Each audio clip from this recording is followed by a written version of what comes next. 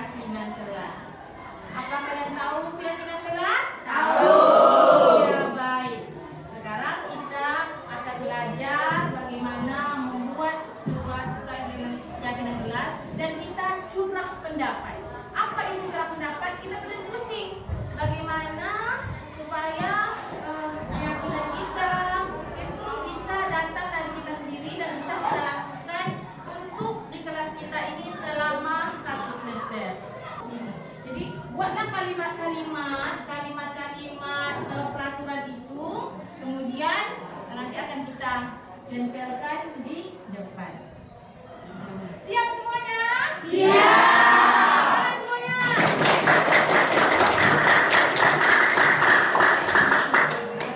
Sebelum kita mulai berdiskusi tentang keyakinan kelas, Bunda ingin membuat suatu icebreaking.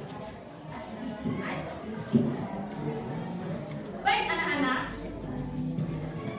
kalau Bunda katakan, ingat ya, ingat, kalau Bunda katakan tepuk tangan 1, tepuk tangan 1, tepuk tangan 2, tepuk tangan 3. Ya, kalau Bunda katakan tepuk tangan 1, tepuk tangan 2, tepuk tangan 3. Ya, bisa? Bisa. Semangat 92? Baik. Kita mulai ya. Tepuk tangan 1, tepuk tangan 2, tepuk tangan 3. Tepuk tangan.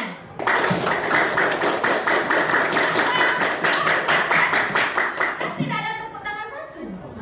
Tadi ada ya? Kenapa ini? Kan ada kan? Jadi tepuk tangan 1. Kalau tidak ada apa-apa berarti tidak dilakukan. Tepuk tangan 3. Tepuk tangan 1. Tepuk tangan 2. Tepuk tangan. Ya, baik, kita mulai curah pendapat tentang keyakinan kelas. Sekarang anak-anak kita sekalian, coba kalian pikirkan apa keyakinan kelas rasa kalian yang ingin kalian buat. Misalnya tidak boleh terlambat masuk sekolah, ya kan? Tidak boleh makan di kelas, ya tak? Misalnya harus rajin mengerjakan tugas. Paham? Silakan buat masing-masing satu keyakinan kelas. Kita ada berapa ini hadir? 22. Ayo, sekarang ada 22 kalimat keyakinan. Bisa? Bisa. Baik. Sekarang Bunda nak kasih ini. Kalian tempel, nanti tulis. Kalian tempel.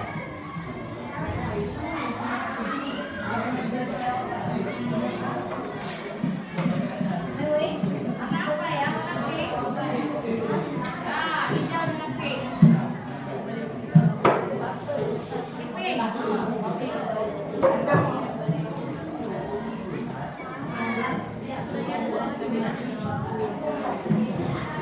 Silakan tulis. Ditulis. Apa mau? Tidak boleh makan. Misalnya harus bersama mengerjakan tugas. Silakan tulis satu kalimat saja. Apa keyakinan kelas kalian yang mau kalian ungkapkan? Nanti kita diskusikan bersama-sama.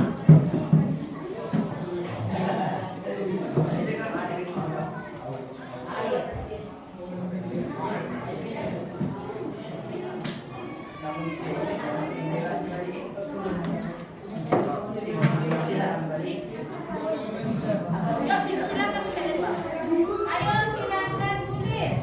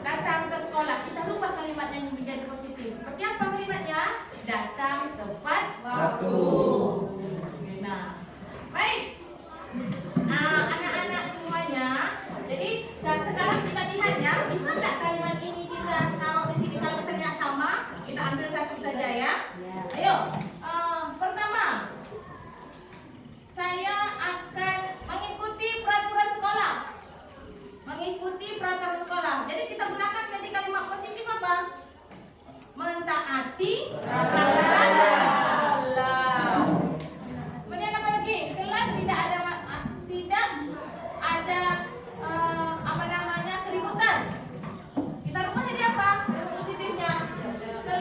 tidak ada keributan. Hah? Kata tidak itu kita rubah menjadi kalimat positif. Hah? Di kelas harus tenang dan nyaman. Ya, gitu. Kemudian tidak boleh cabut. Kan tidak ini kita rubah jadi kalimat positif apa? Tidak boleh cabut. Hah? Belajar dengan baik. Belajar dengan baik atau mengikuti peraturan sekolah. Jadi kita rubah. Apa nama lagi? Tidak boleh merusak fasilitas kelas. Tidak boleh merusak. Jadi kita rubah jadi kalimat positif. Menjaga fasilitas kelas. Kita rubah menjadi kalimat positif. Kemudian lagi, tidak boleh melawan guru. Kita rubah jadi kalimat positif. Menghormati dan menghargai guru. Itu. Kemudian lagi, tidak boleh berkata kasar kepada guru. Kita rubah kalimat tadi. Ada apa? Berbicara yang santun dan sopan kepada guru. Bisa kan rubah kalimat positif ya? Bisa. Jadi tidak boleh menggunakan kalimat negatif. Tidak boleh bermain-main pada saat jam belajar. Bagaimana kita merubah jadi kalimat positif? Tidak boleh bermain-main pada saat jam pelajaran. Mengikuti jam pelajaran yang sudah ditentukan. Kemudian apa lagi? Di sini ada lagi. Harus rajin mengerjakan tugas. Apa kita rubah kalimatnya positifnya? Mengerjakan tugas tepat waktu. Jadi kata tidak itu kita rubah. Jadi ada beberapa ini kita akan ambil ya. Kita akan jadikan untuk kesepakatan kelas kita. Apa bedanya peraturan dengan keyakinan?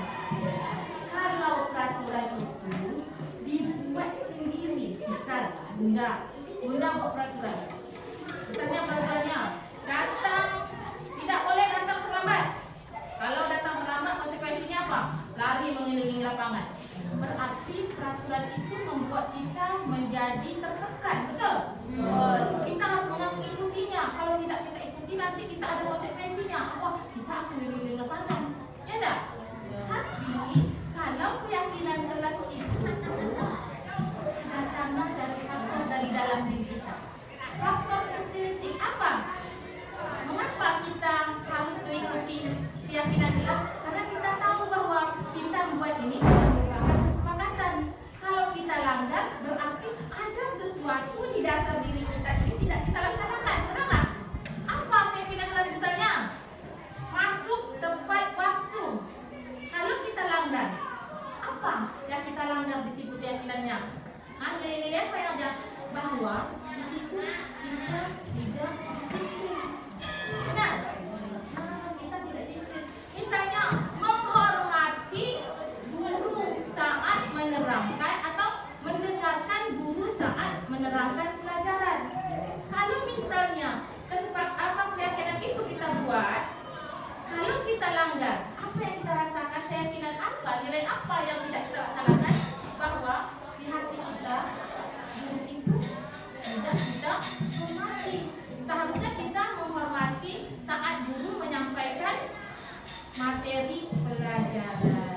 Kemudian lagi, saling tolong menolong. Tak ada tadi, sudah dengar? Tolong menolong sesama teman di kelas. Kenapa? Karena kita ini harus sama-sama kelas ini kan kita harus kompak dan saling tolong menolong. Jadi bagaimana kalau misalnya kita melanggar, ada sesuatu apa? Bahwa kita tidak peduli dengan keyakinan yang kita buat. Jadi bagaimana anak-anak? Sudah paham caranya itu? Ya. Jadi ini sudah kita buat menjadi kalimat positif ya. Kita sudah tempel. Sekarang kalimat ini sudah kita rubah menjadi kalimat positif. Nanti kita ambil satu-satu ya, menjadi kalimat positif, menjadi sebuah keyakinan kelas atau kesepakatan kelas. Jadi kesepakatan ini harus sama-sama kita jalankan. Karena yang mencurahkan pendapat ini adalah kita semua. Bagaimana kita menjalankan menjalankan keyakinan kelas ini. Baik, supaya keyakinan kelas ini bisa terlaksana, sudah kalimat positifnya sudah kita buat bersama. Nah, jadi kita akan menandatangani kesepakatan kelas ini. Jadi selama 1 semester kalian akan mengikuti arahan tentang keyakinan kelas. Bagaimana? Setuju? Baik, kita sudah membuat keyakinan kelas dan sudah kita sepakati dan kita setuju bahwa kesepakatan ini akan kita tempel di kelas kita. Kembali lagi, ulang-ulang. Setuju kesepakatan ini kita buat? Setuju. Kita tempelkan di kelas? Setuju. Apakah 6 keyakinan kelas ini kita tempelkan? Setuju. Sanggupkah kita menjalaninya? Sanggup. Bagus sekali. Sekarang kita mulai pengesahannya.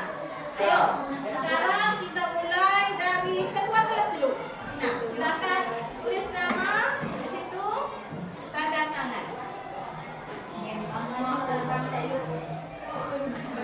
Ini mungkin ada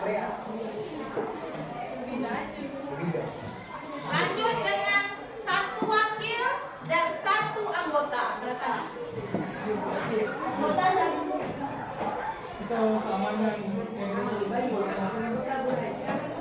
Oke. Lanjut wakilnya. Pak wakil.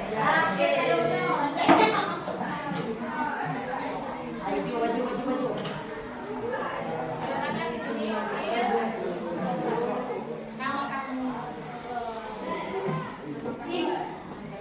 Bahwa kita sudah berdiskusi dan kita memutuskan 6 keyakinan yang akan kita sepakati ini. Nah, sekarang 1 anggota, silakan. Siapa anggota? Mau? Silakan. Mbak Tiara.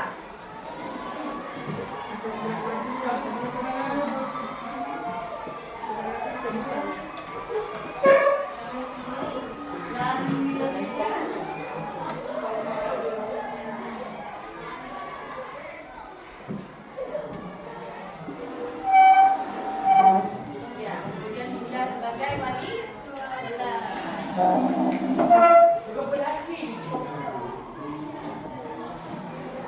ya.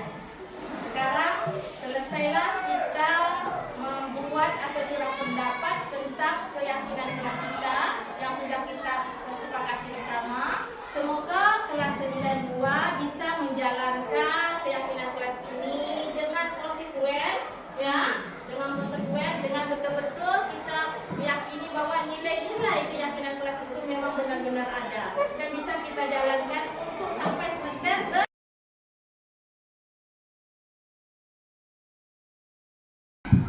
Bismillahirrahmanirrahim. Assalamualaikum warahmatullahi wabarakatuh. Alhamdulillahirrabbilalamin. Wassalatu wassalamu ala asrofil anbiya'i wal mursalin wa ala alihi wa sahbihi rasulillahi jum'an amma ba'du. Yang terhormat Bapak Kepala UPT Satuan Pendidikan SMP Negeri 1 Rupat yang diwakili Bapak Tamarson SPD, yang kami hormati Bapak Ibu Guru dan staf tata usaha SMP Negeri 1 Rupat. Kemudian yang berbahagia pada hari ini CGP Angkatan 9 Ibu Watini MPD. Pertama-tama mari kita panjatkan puji syukur kehadirat Allah Subhanahu wa taala karena pada kesempatan pagi hari ini kita masih diberikan kesempatan nikmat iman, nikmat sehat untuk dapat mengikuti kegiatan penyebaran pemahaman budaya positif modul 1.4 oleh CGP Angkatan 9 Ibu Watini MPD dalam keadaan sehat walafiat tanpa ada halangan suatu apapun. Selanjutnya, salawat beriring salam marilah kita curahkan kepada junjungan kita Nabi Agung Muhammad SAW dengan mengucapkan Allahumma sholli ala Muhammad wa ala ali Muhammad. Bapak Ibu yang kami hormati, pertama-tama marilah kita buka acara ini dengan mengucapkan basmalah bersama-sama. Bismillahirrahmanirrahim. Acara selanjutnya yaitu sambutan Kepala UPT Satuan Pendidikan SMP Negeri 1 Rupat yang diwakili oleh Bapak Haji Tamarson SPD. Marson, disilakan.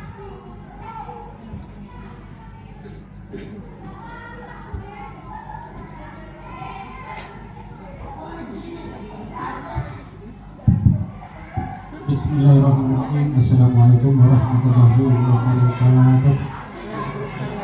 Alhamdulillahirabbil alamin. Asyhadu an la ilaha illallah wa asyhadu anna Muhammadan abduhu wa rasuluh sallallahu alaihi wasallam. Bapak Ibu Ketua Guru SMP Negeri 1 Rupat yang sama-sama kita hormati, serta tentu yang saya hormati, alhamdulillah pada pagi hari ini kita sama-sama dapat duduk di dalam ruangan majelis guru SMP 1 Rupat ini untuk sama-sama kita menyimak dan memperhatikan dan sekaligus memberi doa kepada teman kita Ibu Watini MPD dalam menyampaikan penyebaran pemahaman budaya positif modul 14 yang beliau pelajari selama ini untuk mengimbaskan kepada kita semua. Tentu dalam hal ini adalah ilmu-ilmu yang akan disampaikan oleh Bu Watini ini. Kalau kita perhatikan dengan baik, mudah-mudahan bermanfaat bagi kita bersama. Maka dengan demikian kepada Ibu ini tentu ada hal-hal yang dinilai di sini. Maka kita doakan ini adalah untuk kebaikan pribadi dari Ibu Watini dan juga bermanfaat bagi beliau. Dan kemudian tadi kepala sekolah minta izin kepada kita bersama tidak dapat hadir karena beliau menunggu tamu besar dari pinggir dan Tualang Mandau. Seluruh kepala sekolah sana berkunjung ke Rupat. Nah, maka dalam hal ini Ibu Watini dengan berkecil hati dalam hal ini tidak dapat hadir. Kita sama-sama memaafkan beliau dan sekali lagi kepada kita bersama untuk sama-sama kita semak, kita perhatikan. Mudah-mudahan ilmu yang dipelajari Ibu Watini selama 1 minggu kita menyimak dalam 10 menit atau 20 menit tentu kebaikan bagi kita. Saya rasa itu saja, kita doakan Ibu ini untuk lebih berhasil. Sekian, wabillahi taufiq wal hidayah. Assalamualaikum warahmatullahi wabarakatuh. Baik, terima kasih Bapak Marson SPD yang sudah menyampaikan sambutannya mewakili Bapak Kepala SMP Negeri 1 Rupat yang berhalangan hadir pada hari ini. Selanjutnya yaitu acara inti penyampaian penyebaran pemahaman budaya positif modul 1.4 yang akan disampaikan oleh CGP Angkatan 9 Kabupaten Bengkalis, Ibu Watini MPD. Kepada Ibu Watini disilakan.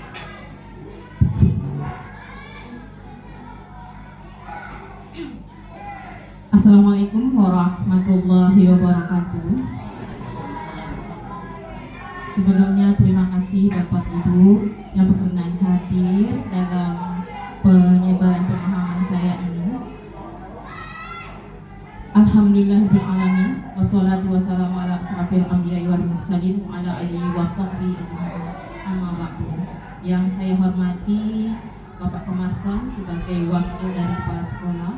Kemudian yang saya hormati bapak-bapak, ibu-ibu, majelis guru, dan staf EU SMP Negeri 1 Rupat. Puji syukur kehadirat Allah SWT yang telah melimpahkan rahmatnya kepada kita semua sehingga kita bisa hadir di siang hari ini dalam pengibasan penyebaran pemahaman. Kemudian selawat diiringi salam, marilah sama-sama kita sampaikan kepada Rasulullah Nabi Muhammad SAW dengan ucapan Allahumma sholli ala sayyidina Muhammad wa ala ali sayyidina Muhammad. Bapak Ibu yang saya hormati, sebelumnya mungkin saya mohon maaf kalau mungkin saya di sini mendahului Bapak Ibu. Bukan maksud seperti itu. Di sini saya hanya dalam rangka pendidikan guru penggerak untuk Kabupaten Bengkalis di Angkatan 9. Di sini kami melakukan penyebaran pemahaman atau pengibasan tentang budaya positif. Modulnya adalah 1.4. Baik Ibu, kita akan masuk untuk standar nasionalnya. Kita tahu bahwa lingkungan positif itu diperlukan agar pembelajaran terjadi adalah pembelajaran yang berpihak kepada murid sebagaimana tertuang dalam standar nasional pendidikan itu pasal 12. Ada apa saja di pasal itu? Pertama, ayat 1, pelaksanaan pembelajaran sebagaimana dimaksud dalam pasal 10 ayat 2 huruf B diselenggarakan dalam suasana belajar yang kita sekarang memahami tentang budaya positif. Jadi tentu ini imbasnya adalah kepada anak didik kita atau murid kita. Pertama adalah interaktif, inspiratif, menyenangkan, menantang, memotivasi peserta didik untuk berpartisipasi aktif, memberi ruang yang cukup, prakarsa, kreatif, kemandirian, bakat, minat, perkembangan fisik, serta psikologi peserta pendidik. Itu menurut Standar Nasional Pendidikan pasal 12. Lanjut.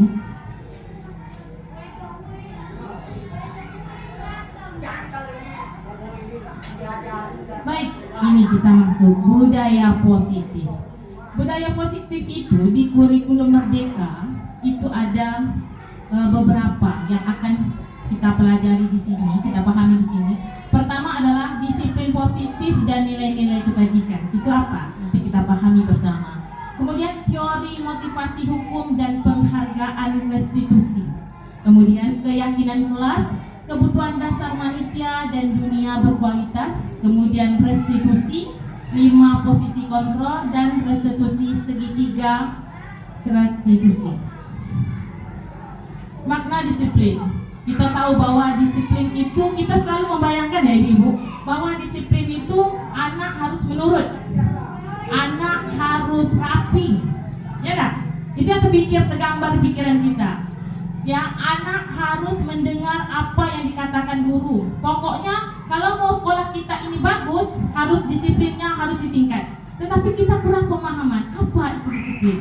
Ya, jadi bisa dibaca di sini bahwa ada beberapa maksud dari disiplin itu ada di sini, yaitu berhubung dengan hukuman, kemudian belajar tentang disiplin positif, kemudian selalu kita intinya bahwa kita hanya memberi hukuman, itu yang kita anggap disiplin seperti itu.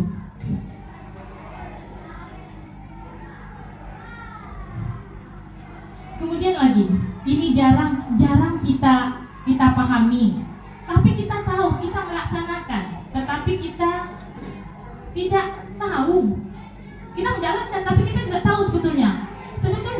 Sebagai guru itu, sebagai anak murid itu ada namanya nilai-nilai kebajikan. Apa nilai kebajikan itu? Keadilan. Apakah kita jadi guru ini? Apakah sudah punya nilai keadilan?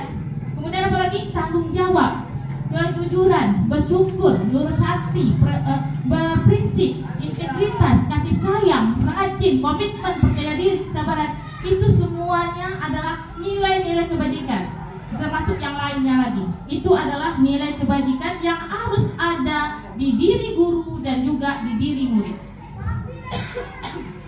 Kemudian ada namanya motivasi perilaku manusia. Bahwa manusia itu terdiri dari 3 motivasi. Apa pertama? Untuk menghindari ketidaknyamanan hukuman. Kita sering kan membuat hukuman kepada anak, Bapak Ibu, membuat hukuman. Tapi terkadang kita tidak tahu apa yang hukuman yang kita berikan ini. Jadi ada motivasi pendorong dia melakukan suatu tindakan atau kesalahan. Apa saja itu? Pertama, dia untuk menghindari ketidaknyamanan atau hukuman. Seperti ini, Bapak Ibu. Anak datang ke sekolah tepat waktu, jam 7.30 udah sampai. Intinya di hatinya apa? Kan kalau aku terlambat, aku jadi perhatian. Enggak? Kalau aku terlambat nanti apa kata kawan-kawan aku? Apa kata guru aku tersayang? Dia sebetulnya mencari titik aman saja. Ya, tapi dia tidak punya keyakinan, nilai keyakinan belum ada. Cuma ingin untuk menghindari ketidaknyamanan atau hukuman. Nanti kalau aku terlambat, guru pasti hukum aku. Ya kan? Tegak berdiri. Itu yang dipikir oleh anak tersebut. Kemudian kedua apa? Untuk mendapatkan imbalan atau penghargaan dari orang lain. Ini yang kita sering tidak tahu, Pak Ibu. Yang kami pelajari, rupanya kalau kita terlalu memberi penghargaan dan memberi imbalan, ujung-ujungnya nilai-nilainya itu kan kurang. Kenapa? Contohnya seperti ini. Pak Tamarson menyuruh anak,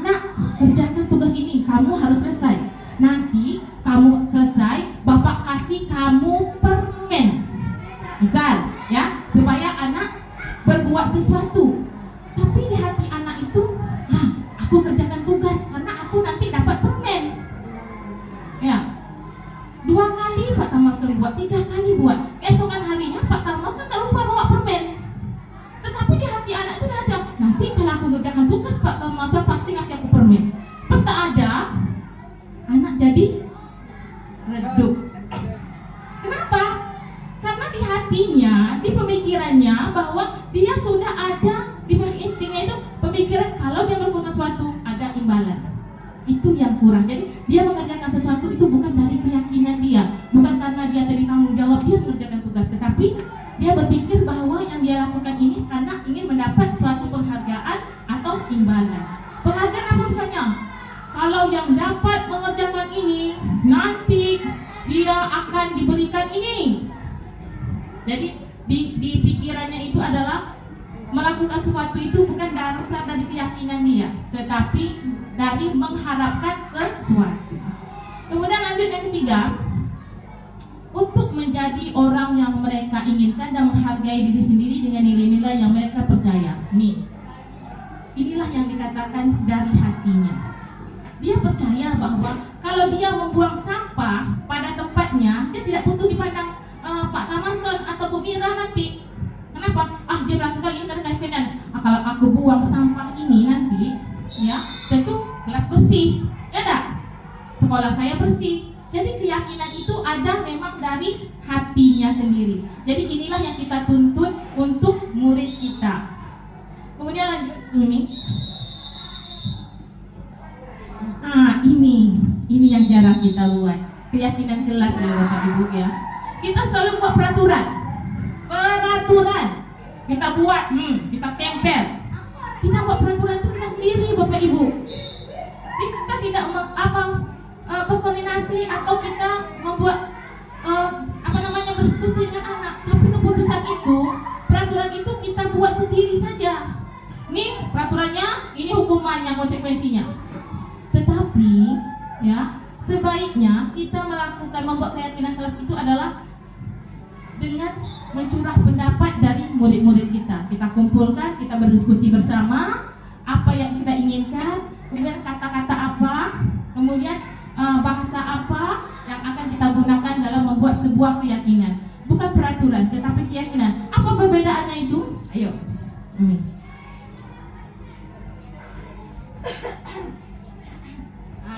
Ini keyakinan ini, ya, unsurnya dalam berserak. Nanti kita lanjut aja Bu Mimi.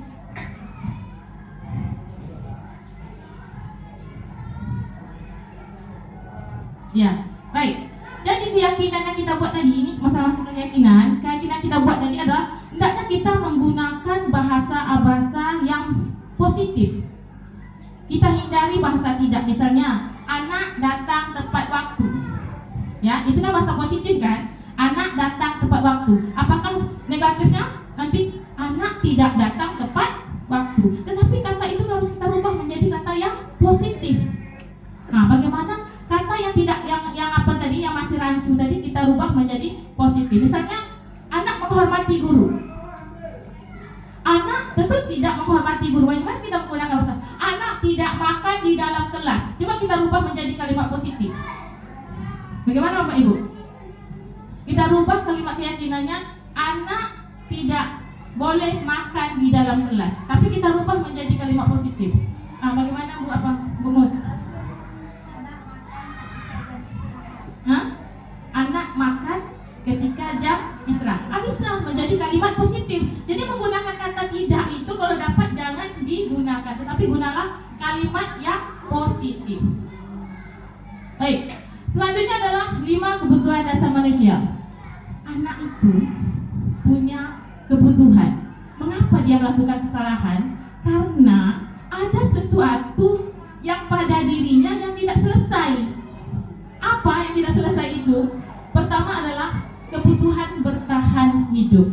Seperti ini. Anak melakukan kesalahan. Misalnya, dia mengambil makanan temannya. Itu kan suatu kesalahan kan? Kenapa bagaimana cara kita mengatasinya? Anak mengambil makanan temannya. Mungkin anak itu dia kelaparan, belum sarapan. Jadi itu merupakan adalah kebutuhannya. Dia mengambil itu sebab dia butuh makan. Ya, itu contoh yang pertama. Kemudian kasih sayang dan rasa terima. Misalnya ada anak kan di dalam kelas, pokoknya dia apa? Kelapa, bu, atau dia malas-malas gitu ya. Lihat dulu, kenapa dia? Rupanya dia butuh kasih sayang, diperhatikan tadi. Nah, kamu kerjakanlah ya. Kan ada anak tipe seperti itu. Berarti dia ingin diberi kasih sayang, diperhatikan. Kemudian penguasaan. Nih penguasaan. Ada anak ya, kalau misalnya dia apa? mengerjakan sesuatu, kalau misalnya kita tidak memperhatikan hasil kerjanya, ya silakan kerjakan, gitu. Kalau misalnya kita perhatikan pekerjaannya, oh ini kamu, ini, kita mengakui bahwa dia memang betul-betul mengerjakan, mau dia mengerjakan. Kemudian dia butuh penghargaan itu dari guru dan temannya. Jadi ada rasa membutuhkan sesuatu untuk dihargai. Kemudian lanjut lagi, kebebasan. Kebebasan ini sering anak buat masalah, ya. Mungkin dia entah mengambil barang teman, ya, mengusik teman. Sebetulnya ingin artinya apa? Supaya dia ini apa keinginan, tak ada larangan melakukan sesuatu. Seperti misalnya dia dalam mengerjakan tugas, ya, tugas. Apa dibilangnya gini? Malas-malas dia. Kenapa kamu malas? Bu, enaknya belajar di luar ya Bu. Kenapa di dalam kelas terus? Kenapa? Keinginan nanti kalau di luar kan lebih bebas, ya kan? Lebih bisa mengekspresi mungkin. Itu mungkin pendapat dari setiap anak. Jadi setiap anak itu punya kebutuhan masing-masing. Baru kesenangan. Kesenangan ini apa? Kalau misalnya dia membuat suatu kesalahan, dia senang melakukannya. Dia cuit kawannya tadi, cubit kawannya. Kenapa? Kenapa kamu cubit, Bu Mimi? Bu, saya cubit dia karena saya suka sama dia, usil Bu. Nanti kan dia nangis. Jadi ada rasa kepuasan, senang dia melakukan seperti itu. Jadi ini adalah 5 kebutuhan dari manusia itu sendiri.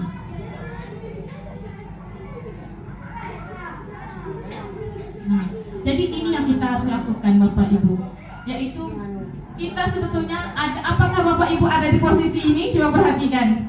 Penghukum, pembuat rasa bersalah, teman, pemantau, manajer. Bapak Ibu berada di mana? Ayo. Penghukum ya Pak ya. Penghukum. Ibu-ibu berada di mana rasanya? Pemantau ya. Pak Wawan pemantau. Bu Mira sebagai apa di sini rasanya? Pemantau. Siapa lagi? Bu Yati sebagai apa? Apa yang Ibu sering lakukan di sini? Teman. Bu Yati apa? Rasanya seperti apa? Hah? Penghukum, pemantau. Bu Nur Halimah? Iya, benar sekali. Penghukum, iya. Karena sebelum tahu modul ibu kan, saya seperti itu.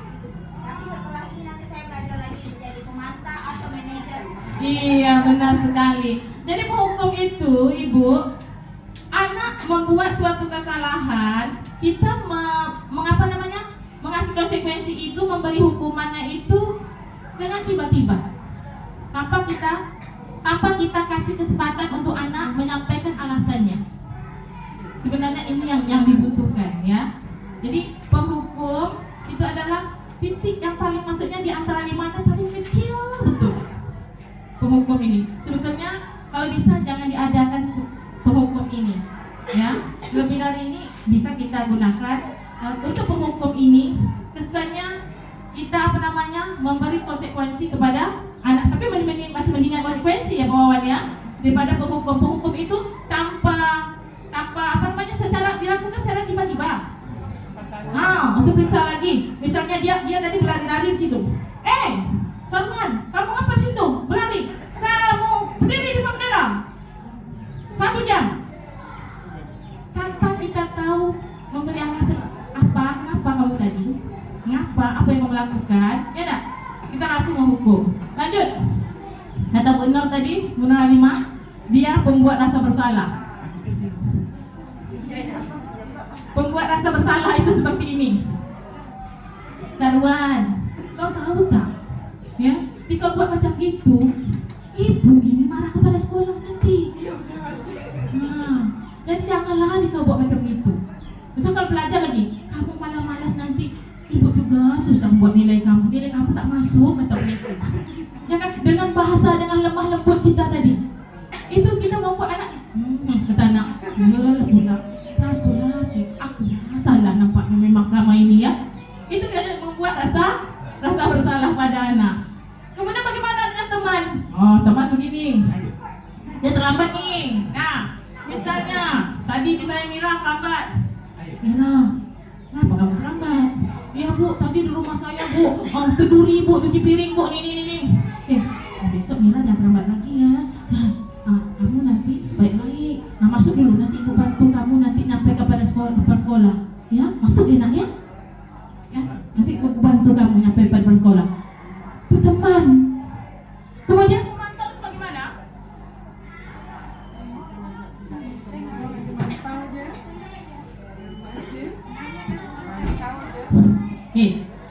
Pemantau itu bagaimana? Memantau itu gini, datang dia terlambat sekolah. Mira, kenapa kamu terlambat tadi? Bu, saya di rumah tadi bu ada kerjaan cuci piring bu, banyak betul bu, sempat saya datang bu, makanya saya baru datang bu. Kamu tahu dah sebab kamu terlambat itu? Kamu tahu dah jam berapa masuk sekolah kita? Ya kan? Kamu tahu tidak? Apakah kamu lakukan ini bersalah kan? Iya. Apa konsekuensi bagi kamu? Apa yang harus kamu buat? Jadi daftar aja bahasanya, pemantau itu. Sering kita seperti itu ya Bapak Ibu ya. Sering kita lakukan seperti ini. Kita sering jadi pemantau. Nah, tahu kamu konsekuensi? Kita yang benar. Tahu kamu? Tahu kamu apa masalah kamu? Baik, kamu silakan. Karena konsekuensi kamu tadi, kamu terlambat, kamu kerjakan tugas, tidak boleh istirahat. Pemantau. Bagaimana dengan manajer? Ini yang paling sedap nih, guru tuh harus jadi manajer. Tapi manajer tuh macam mana? Macam mana jadi manajer tuh? Ayo kita buat segitiga resolusi. Ibu mendengar cerita dari ketua kelas kalau kamu memarahi dan membentak Tina. Apa benar? Benar Bu, Tina bukan buku tugas saya. Terus dia mengembalikan buku tugas saya itu dan saya sobek. Padahal saya membeli buku itu dari uang tabungan saya sendiri selama 1 bulan. Iya, wajar kalau kamu marah. Ibu juga akan marah kalau berada di posisi sampah. Lalu sampah melakukan apa padanya? Saya memarahi Tina dan membentak Tina Bu. Mengapa kamu melakukan itu? Iya, itu saya kesal. Masa saya harus diam saja ketika melihat buku saya sobek? Padahal saya susah payah untuk membeli buku saya itu. Ibu memahami hal itu dan ibu juga mengapresiasi bahwa walaupun sama marah tapi tidak sampai memukul Tina. Nah, sekarang coba kita pikirkan bersama, apa tindakan sampah sesuai dengan keyakinan kelas kita? Tidak Bu, Lalu menurut sampah, keyakinan apa yang sudah dilakukan? saling menghormati dan menghargai teman. Menurut sampah, apakah saling menghormati, menghargai teman itu penting? Hal penting Bu agar kita bisa selalu berkumpul dengan teman. Hebat sekali sampah. Lalu menurut sampah, keyakinan apa yang kamu harus lakukan pada saat marah? Harus sabar Bu. Pintar sekali sampah. Lalu, apakah kamu bersedia untuk memperbaiki masalah ini? Bersedia Bu. Apa yang akan sampah lakukan untuk memperbaiki masalahnya? Saya yang harus sabar menahan amarah. Selain itu, saya juga akan memberitahu Tina secara baik-baik kalau meminjam buku saya harus benar, dijaga dan jangan sampai sobek. Hebat sekali tindakan sampah itu. Tetap semangat dan keras ya sampah. Silakan kembali ke kelas. Iya Bu, terima kasih. Ya sama-sama sampah. Assalamualaikum Bu. Waalaikumsalam. Silakan. Terima kasih Bu. Apakah Jana tahu kenapa ibu memanggil Jana ke kantor? Tahu Bu, apakah karena saya tidak mengikuti pelajaran BJOK? Benar sekali. Ibu mendapat laporan dari Pak Sofitri kalau Diana membolos pelajaran BJOK. Kenapa Jana melakukan itu? Kemarin saya tidak bangun pagi Bu, karena terburu-buru takut terlambat datang ke sekolah. Saya lupa membawa seragam olahraga dan saya takut dimarahi Pak Sofitri. Makanya saya tidak masuk jam olahraga. Setiap orang pasti memiliki kesalahan. Itu juga pernah melakukan kesalahan, tetapi tahukah Diana apa yang dia lakukan itu tidak sesuai dengan peraturan sekolah? Tidak Bu, masalahnya saya bolos pada jam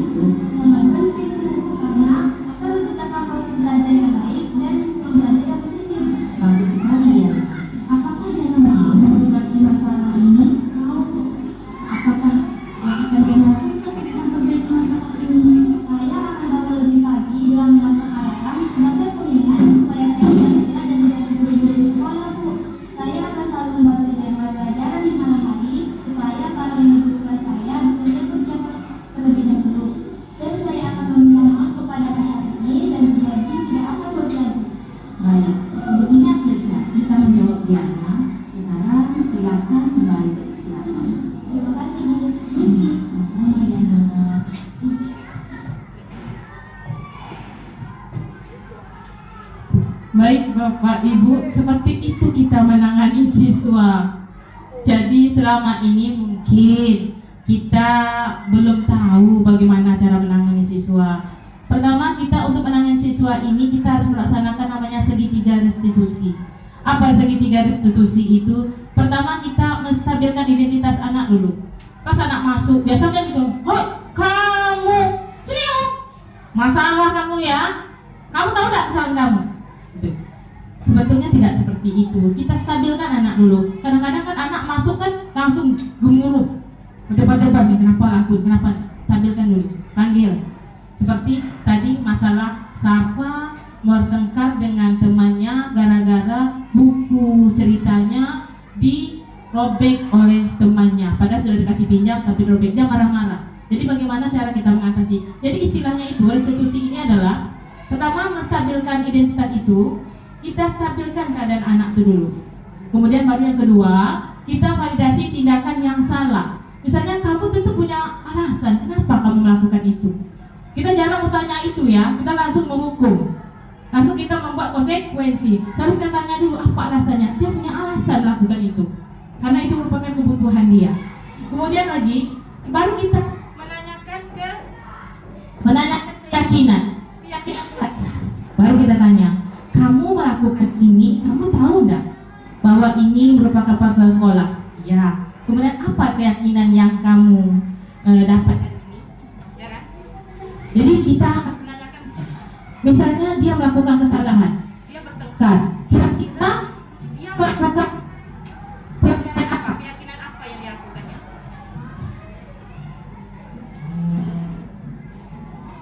Baik.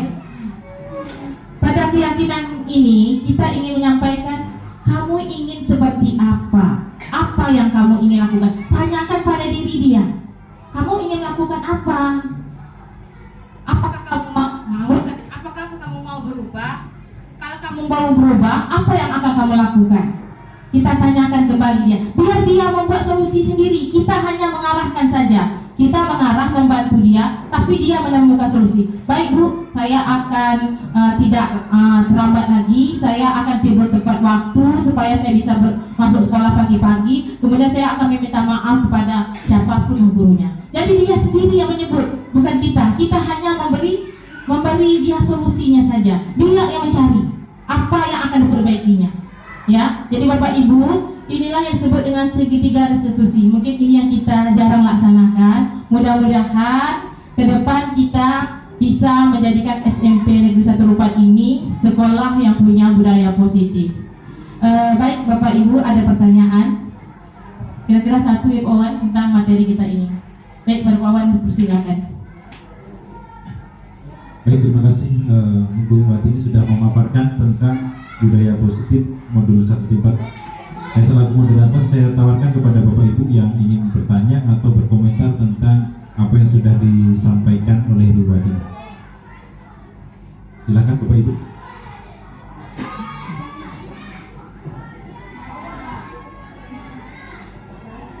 Ini Pak Taman Sang ada? Mengubah dari menghukum ke pengadilan itu tidak paham.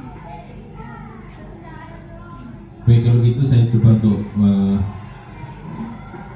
mengomentari juga apa yang disampaikan oleh Bu Watini tentang budaya positif ini merupakan sesuatu yang baru juga dan perlu kita tekankan atau kita terapkan di sekolah.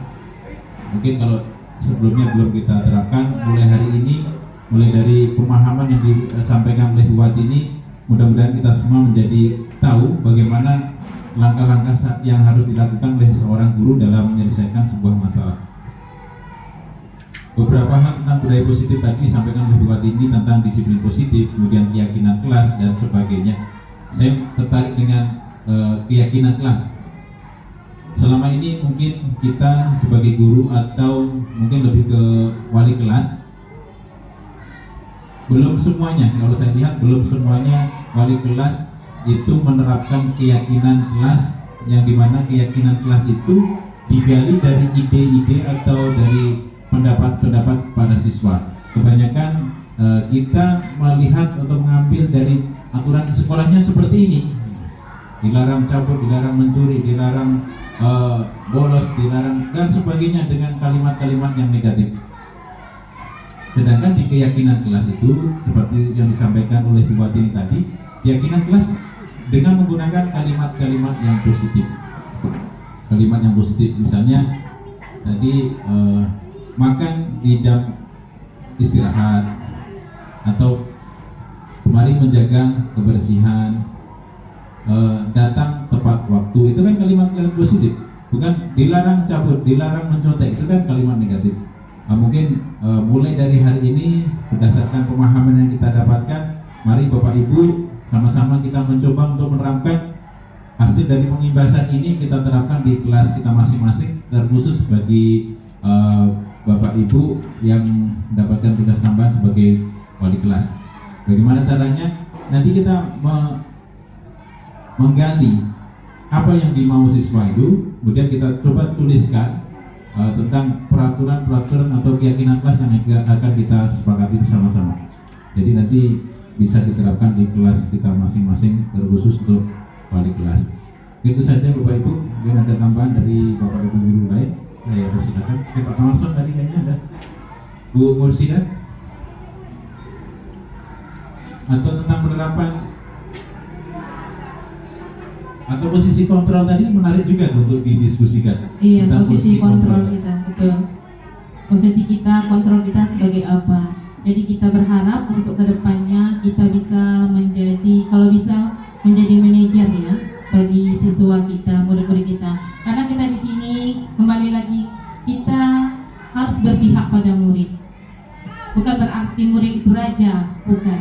Tapi bagaimana cara kita melayani murid itu supaya potensi minat bakatnya itu berkembang sesuai kodratnya. Apa kodratnya? Kodrat alam dan kodrat zaman. Kodrat alam itu memang ada potensi dari dirinya. Kemudian kodrat zaman itu apa? Berkembang dengan sesuai dengan perkembangan zaman. Ya, terima kasih untuk kesempatannya pada hari ini. Terima kasih banyak untuk semuanya karena waktu istirahatnya mungkin terpakai. Saya mohon maaf. Kepada saya serahkan kembali kepada moderator.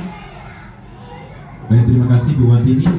Saya tawarkan sekali lagi, ada tanggapan atau tidak dari Bapak Ibu guru yang lain?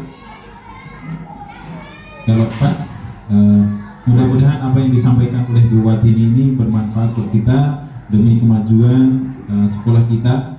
Bagaimana kita bisa menerapkan budaya positif di sekolah sehingga siswa itu melakukan sesuatu itu berdasarkan dari motivasi dari dalam diri, bukan motivasi ekstrinsik seperti menghukum dan memberikan hadiah. Itu adalah motivasi ekstrinsik.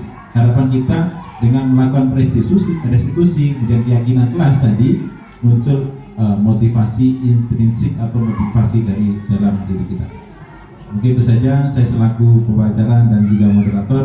Apabila saya dalam memandu kegiatan diseminasi atau penyebaran pemahaman ini ada kalimat-kalimat yang tidak benar, saya pribadi mohon maaf yang sebesar-besarnya. Akhir kata, Assalamualaikum warahmatullahi wabarakatuh.